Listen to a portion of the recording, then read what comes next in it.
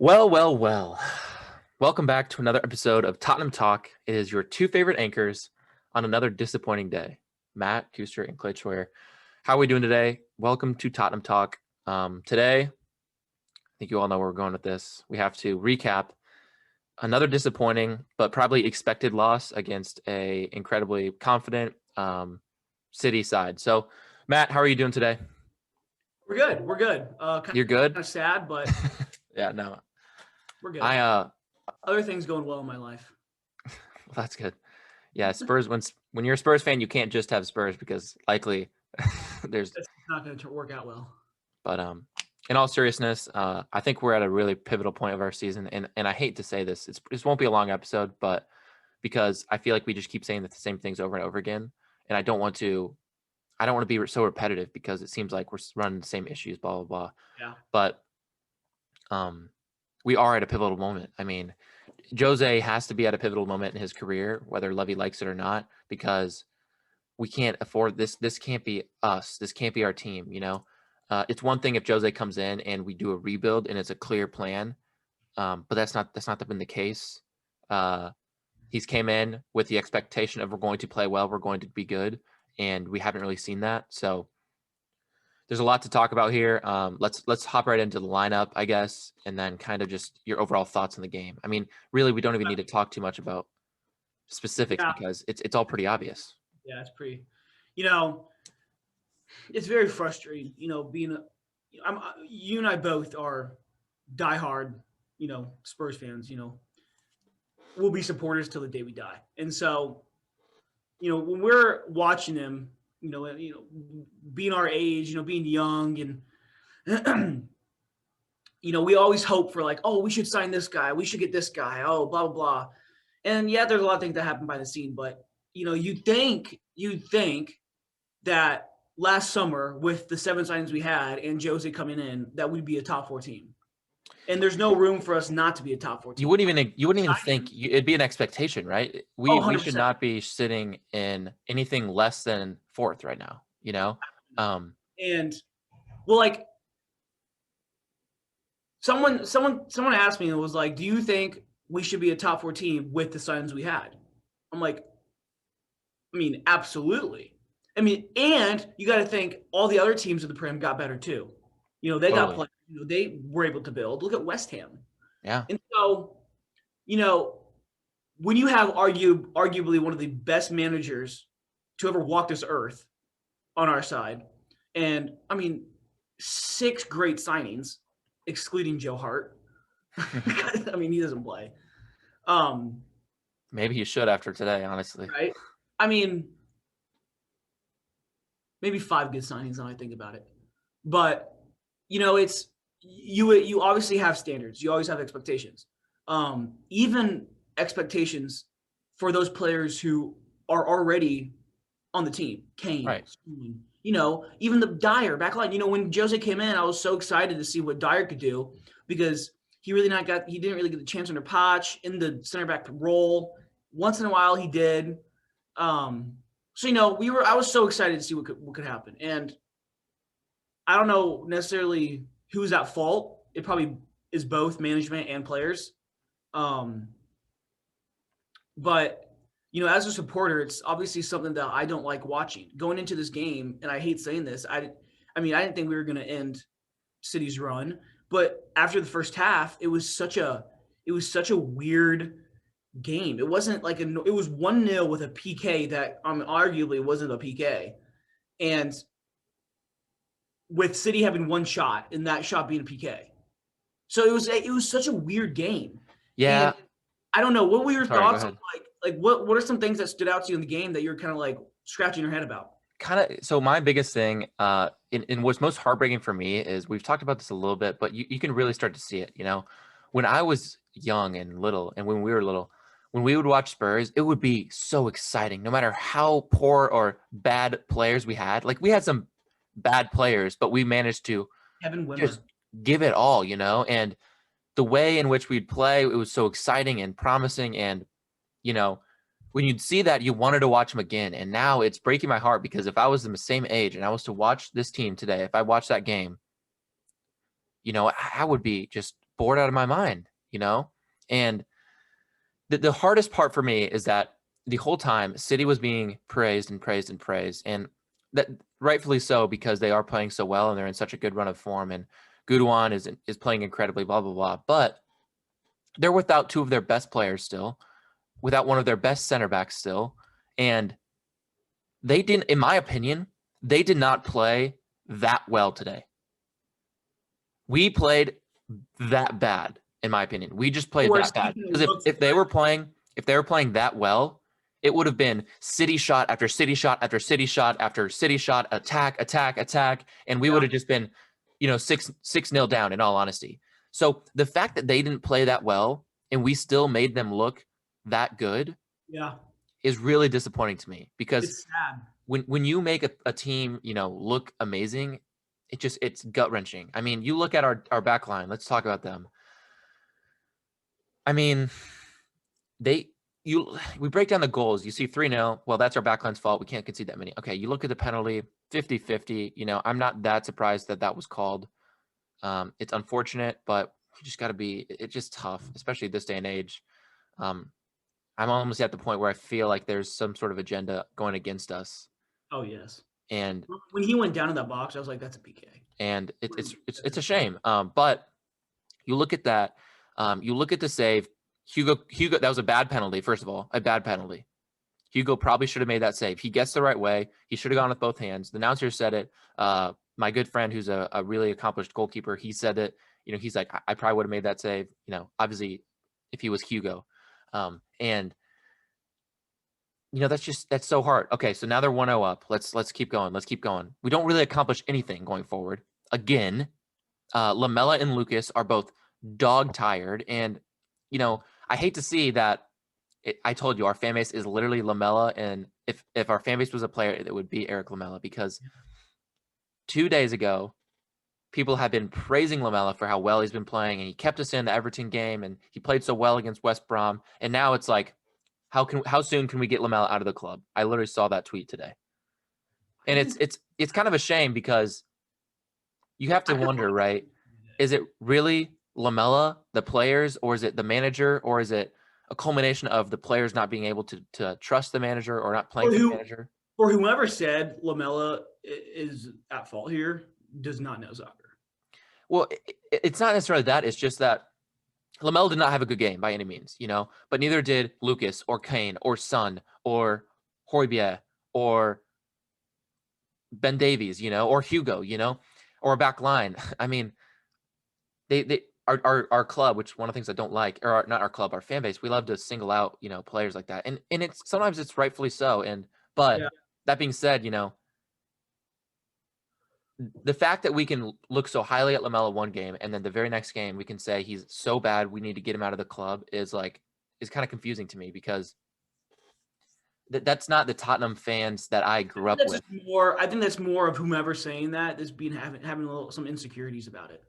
Well, it's toxicity, and I'm not trying to hate on our fan base. I love us to death. That's why I'm a part of it. That's why we started this podcast, so we can help make a community for it. But what my point is the fact that we're seeing this from our fans is just an explanation of how everyone feels about the current state of the club, because, as fans, we are so distraught and so lost with where to go and how to feel about the way we're playing, about how we can do better, about, how to justify us with an open mindset and a hopeful mindset for the next game, even though we have a feeling that it's not going to be good. And that's where we're at. And we're making, it's a horrible place to be. And it breaks my heart to see us in this place. But, are there positives to go forward with? I'm not confident going into the midweek game. I'm not excited for the midweek game. Clay, you stated something really interesting that stuck with me when we started this episode. And that was when you said in the past how Tottenham was so fun to watch. I remember when we were so dominant, when we were on the chance of winning the Prem. And do you remember the game we played Chelsea? We go into sliding tackle after sliding tackle. And it was a chippy game, but it was so fun. And we drew it 2-2. Yeah. And where is that morale? Where is that passion? And I feel, I fear that I want these players on our side play the game for the game, not play as a job.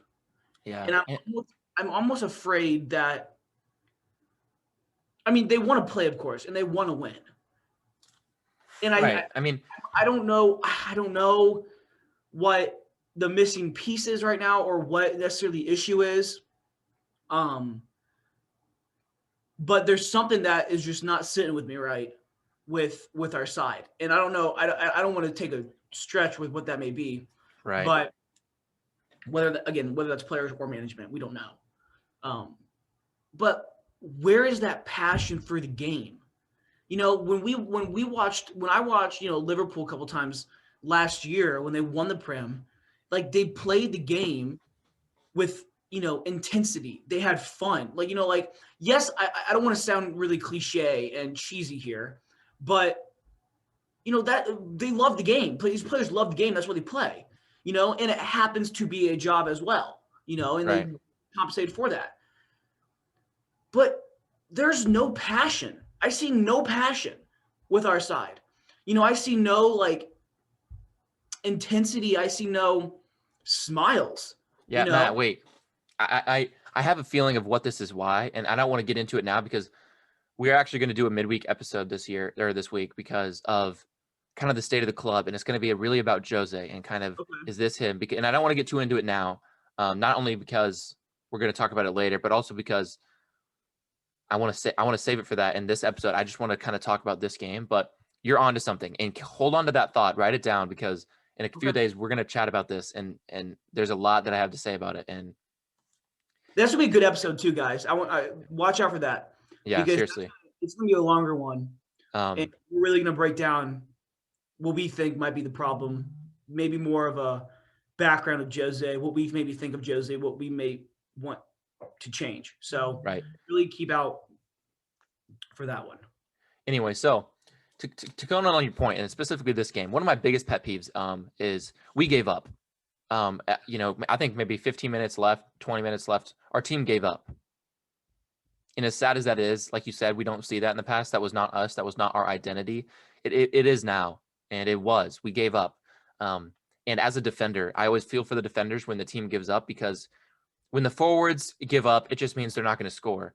And when the midfield gives up, it just means, okay, we probably won't do that well. But you know what it does mean is that now the defense doesn't have the ability to give up because they have to continue to make tackles. If they were to do what some of our forwards and our midfield did and just kind of stop, they would be looked at like, what is wrong with you? Because they'd be waltzed through even more so than they already were.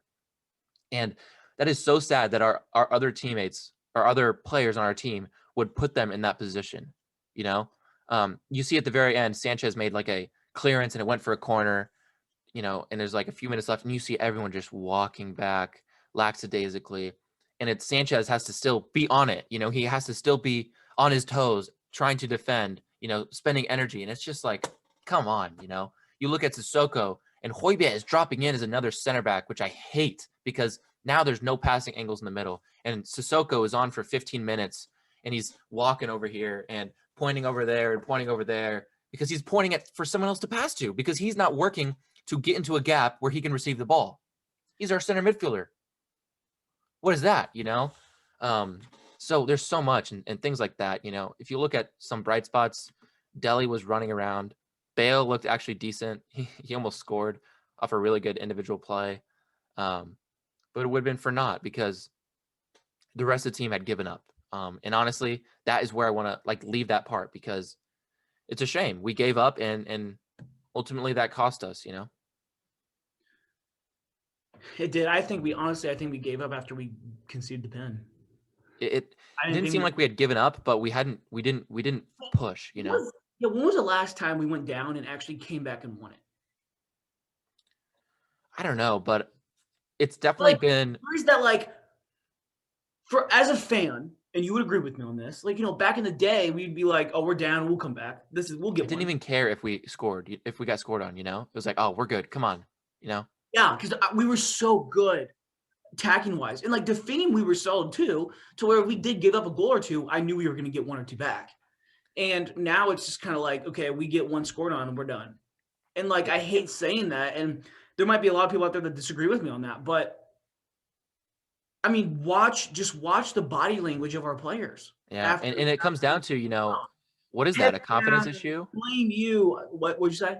So it comes down to, what is that, a confidence issue? Is that Jose? This is all stuff we'll get into because, this is going to be such a good episode. I'm excited for it. They have to play for something. But and I don't know if there's what they're playing. I don't know if they have what they're playing for.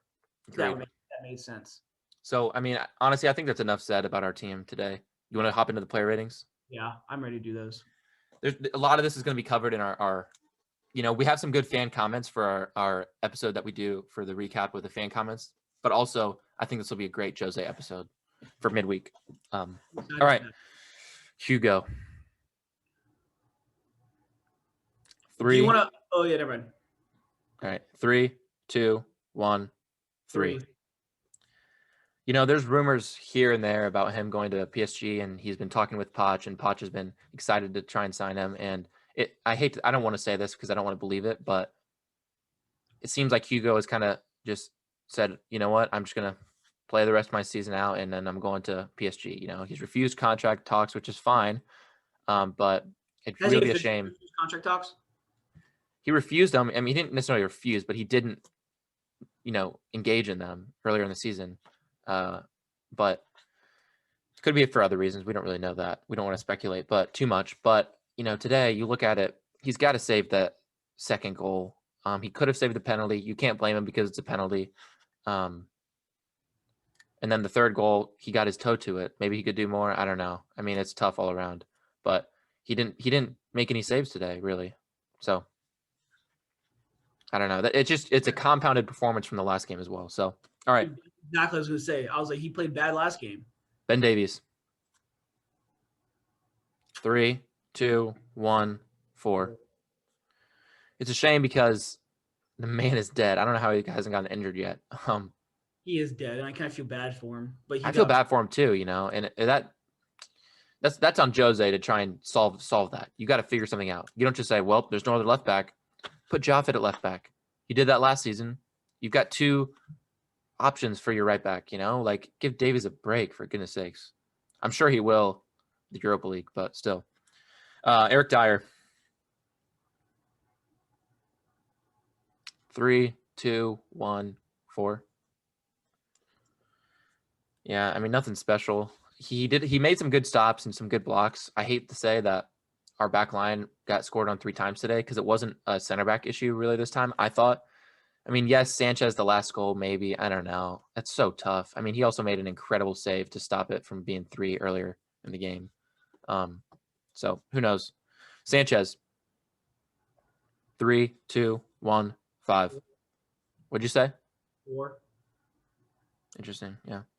I think that one stop that he had, and they had good tackles. That's a thing. But when you're midfield and your forwards give up, your defense is put so low on the totem pole then, and just it's just a horrible position that they're put in, and I hate that. I hate that so much. All right, Joffit. 3, 2, 1, 5. He was kind of just there. I didn't think he did anything special. He did okay going forward, but he didn't really make any huge tackles. I would love to see more attacking out of him, like better or more of a confidence in his attacking ability. Yeah. Like, you know what? We're down 3-0. How about you give me the ball? Let's see if I can whip one in. Yeah, totally agree. Like maybe try to do something instead of just kind of being there. I totally agree. You have expectations no matter how old or young he may be. I mean, he starts. And we know the quality he has, right? So it's not like he can't do it. All right, Tanguy. 3, 2, 1, 6. Thought he was the only one that kind of looked spirited going forward. But all right, Højbjerg. 3, 2, 1. Wait. Okay, I'm ready. 3, 2, 1, 5. Not a great result or performance from him today. Lamela. 3, 2, 1, 5. The only reason I didn't give him lower is because I thought he did well going forward. He just needed to either get the ball off his foot a little quicker. A lot quicker, actually. I think he still holds passion for the game. Yeah. And also, the way I see that is when he goes sliding tackles into Gabriel Jesus. And that was clean. I thought that was clean too, but it is what it is. And like, I love the chippiness. Like, because when I see chippiness, I see, you know what? This man's trying to fight for the ball and try to score and try to win. Totally. That's passion. And he was the only one that did that. Yeah. When's the last time someone slid into a? I mean, I guess when we played, I forget who we played against, but sometimes Kane. Oh, Everton. Kane slid into that game. That game showed passion. The Everton game. Then I don't know.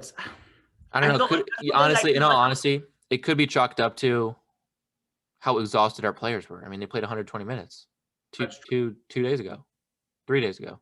Where's Sergio? He's still injured. He's coming back supposedly this week. So what happened? I don't know. Some tendon issue supposedly. Oh, he's been out for the whole season. Reguilon? Feels like it. He's been out for a month, but yeah, that's it does feel like it. Man, it's been a long month.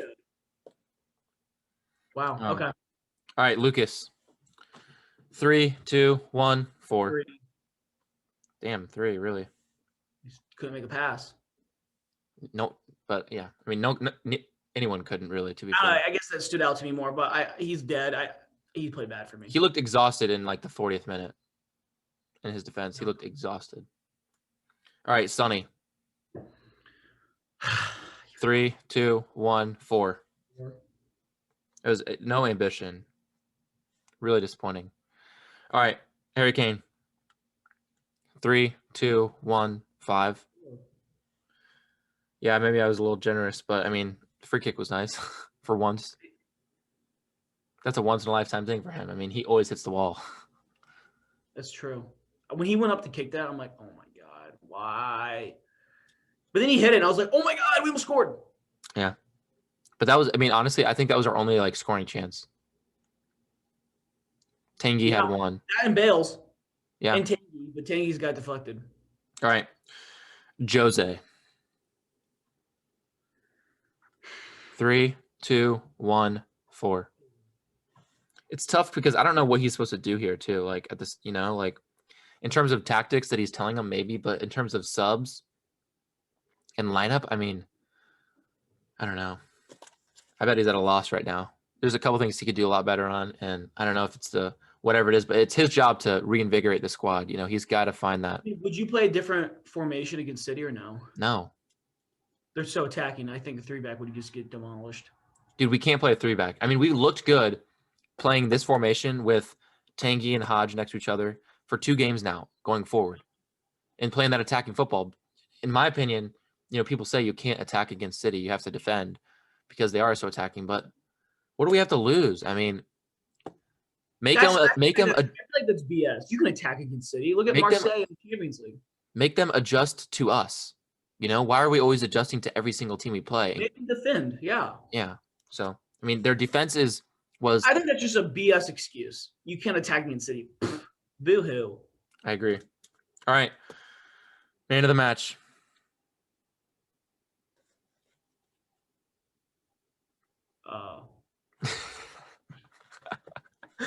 I really don't know.